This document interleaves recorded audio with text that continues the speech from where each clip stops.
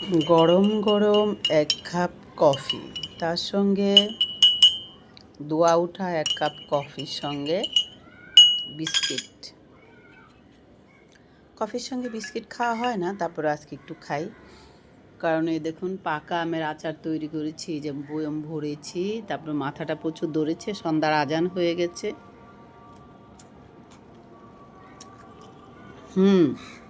অনেক টেস্ট হয়েছে বন্ধুরা। দেখেন কি সুন্দর আকাশ, বৃষ্টি আকাশে উড়ছে বাতাসে, আর তার সঙ্গে জানলা দিয়ে ঝিরিঝিরি বাতাস আসছে। আর এখানে জানলার পাশে বসে একটু কফি খাচ্ছি। আজান হয়ে গেছে, দুঃখিত। আমিও কফিটা খেতে নিলাম আর আজানও হয়ে গেল। এখন আর কি করার, যেহেতু খাচ্ছি, আজান হয়ে গেছে, আলহামদুলিল্লাহ। তো বন্ধুরা, বৃষ্টি বৃষ্টি আকাশ কেমন লাগছে আপনাদের কাছে? আমার কাছে তো বেশ ভালো লাগছে। অপরূপ সৌন্দর্য, আকাশের রং বারবার চেঞ্জ হতে থাকে। একটা কথায় আছে না, মানুষের মন আর আকাশের রং মুহূর্তের মধ্যে চেঞ্জ হয়ে যায়। আকাশ কত রকমের রূপ ধারণ করে, কখনো আকাশি রঙের রং, কখনো কালো, কখনো হোয়াইট, বিভিন্ন রকমের কালার ধারণ করে আকাশ। যে ধরনের আকাশি রঙই ধারণ করুক না কেন, কিন্তু সুন্দরই লাগে, ভালো লাগে। আকাশের বুক অনেক বড়, তাই তার বুকে সব কিছুই সুন্দর লাগে। জানলার পাশে বাতাস আসছে, দেখুন কি সুন্দর শহর দেখা যাচ্ছে। গোলা হয়ে যাচ্ছে, কারণ সন্ধ্যা হয়ে যাচ্ছে, তো সেজন্য অন্ধকার পড়ে যাচ্ছে আস্তে আস্তে। তো বন্ধুরা, আপনারা সবাই আছেন কেমন?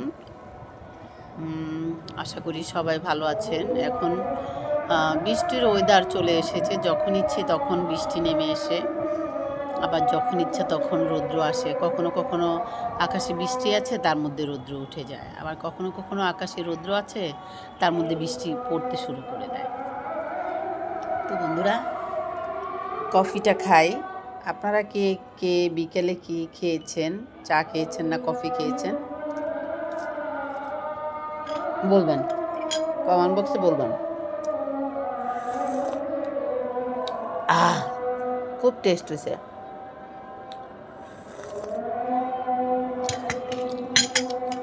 মানে নিজের কাছে নিজেই প্রশংসা করছি, নিজের কফি তৈরি করে নিজেই প্রশংসা করছি। কারণ এখন তো আমি একা একা খাচ্ছি। ও গড, এখন আমার বিস্কিটটা কফিতে পড়ে গেল। কারণ আমার সঙ্গে তো কেউ নেই, আমি একা একা খাচ্ছি, তাই আমি একাই আমার প্রশংসা করছি যে আমি খাচ্ছি। বন্ধুরা, এই কফি খেতে খেতে আপনাদের সঙ্গে একটা গল্প করি।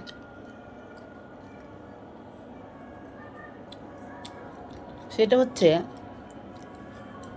হঠাৎ করে যদি আপনি কোনো একটা সম্পর্কে জড়িয়ে যান,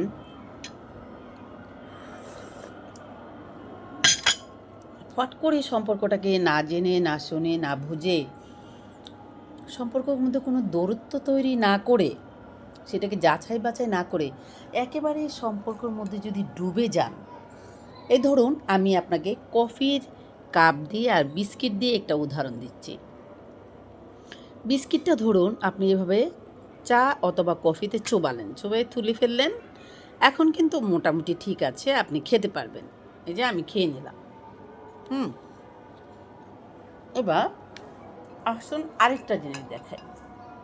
এখন হচ্ছে, আমি ধরুন কফির মধ্যে বিস্কিটটা ডুবিয়ে দিলাম পুরোপুরিভাবে। ডুবিয়ে দিলাম মানে ডুবে গেলাম। অনেকক্ষণ ডুবিয়ে দিলাম। পুরোপুরি যখন আমি তাকে ডুবিয়ে দিলাম, এই দেখুন, দেখেছেন আমি যে ডুবিয়ে দিলাম, সেটা কি হলো? আমার কফিটা নষ্ট হয়ে গেল, বিস্কিটটাও সুন্দর করে খেতে পারলাম না, কফিতে ডুবে গেল, পড়ে গেল, ভেঙে পড়ে গেল, ডুবে গেল। সম্পর্কটা ঠিক সেম এরকম। একটা সম্পর্ক তৈরি করলে সেটার মধ্যে দূরত্ব রাখবেন, সেটার মধ্যে আপনার ফ্যাসিলিটি তৈরি করতে হবে, সেটার মধ্যে অনেক ধারণ শক্তি তৈরি করতে হবে, যে ধারণ শক্তিটা আপনাকে সম্পর্কটা টিকিয়ে রাখবে এবং সেই সম্পর্কের মধ্যে আপনার সঙ্গে একটা মজবুত একটা বাঁধন তৈরি হবে। আর তা না করে যদি আপনি হঠাৎ করে একটা সম্পর্কের মধ্যে জড়িয়ে যান, সেই সম্পর্কটা আপনার ঠিক চায়ে পড়া বিস্কিটের মতো হয়ে যাবে, একেবারে ডুবে চার মধ্যে পড়ে গেছে যেভাবে, বিস্কিটটার আর কোনো আকৃতি থাকলো না, সে ভেঙে চুরে চুরমার হয়ে গেল। আমার চা বা কফি সেও সুন্দর থাকলো না, আমার বিস্কিটটা পুরোপুরিভাবে নষ্ট হয়ে গেল। ঠিক সেরকমই সম্পর্কটা থাকে। একটা সম্পর্ক তৈরি করলে সেই সম্পর্কের মধ্যে দূরত্ব তৈরি করে রাখতে হয়, যাচাই বাছাই করতে হয়, ঠিক ভুল দেখতে হয়, তারপর সম্পর্কের মধ্যে জড়াতে হয়।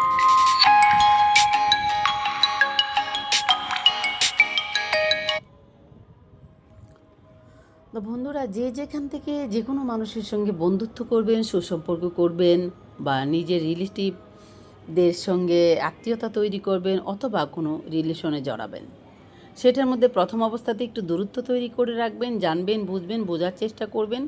তারপর না হয় আপনি কিছুটা কাছাকাছি গেলেন। তার আগে যদি আপনি প্রথম অবস্থাতেই কাছাকাছি চলে যান, সম্পর্কের মধ্যে ওইরকম ভাঙন সৃষ্টি হবে। আর ঠিক এভাবেই কফির কাপের মধ্যে বিস্কিটের মতো আপনি ডুবে যাবেন। তো বন্ধুরা, আপনারা সবাই ভালো থাকবেন। এই সন্ধ্যায় আমার কফি খাওয়া আপনাদের কাছে কেমন লাগছে কমেন্ট করে জানাবেন। আর আপনারাও সন্ধ্যায় কি চা খেয়েছেন না কফি খেয়েছেন, আমাকে কমেন্ট করে বলবেন। সবাই ভালো থাকবেন। টাটা, শুভ সন্ধ্যা।